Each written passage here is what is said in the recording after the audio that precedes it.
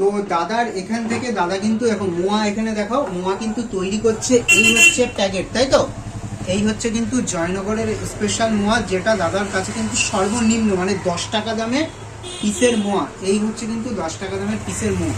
এবার দাদা বললো যে এটা কিন্তু কনকচুর ধানের খই দিয়ে কিন্তু তৈরি হয়, আর ওখানকার কিন্তু এই স্পেশাল যে গুড়, এই গুড়টা দিয়ে কিন্তু তৈরি হয়। তাছাড়াও অনেক রকম জিনিস কিন্তু মোয়াতে দিতে হয়। এবার আমার পালা হচ্ছে খেয়ে দেখার পালা। দেখো মোয়াটা সবে বানিয়েছে তো, জাস্ট একটু ভাঙি। দেখো এখনো গুড়ের কিন্তু ভাব রয়েছে, একটু মোয়াটা খেয়ে দেখো।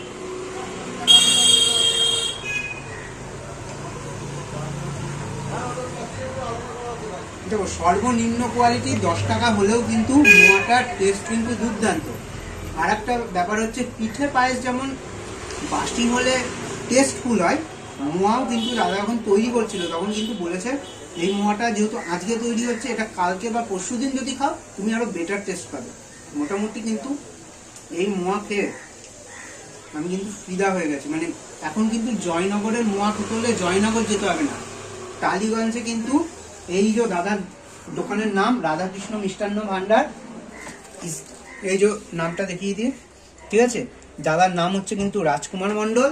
আর স্ক্রিনে দেওয়া যে নাম্বারটা রয়েছে সেই নাম্বারে যোগাযোগ করলে কিন্তু তোমরা আমার মতন এরকম সুস্বাদু দাদার বানানো মোয়া কিন্তু পেয়ে যাবে।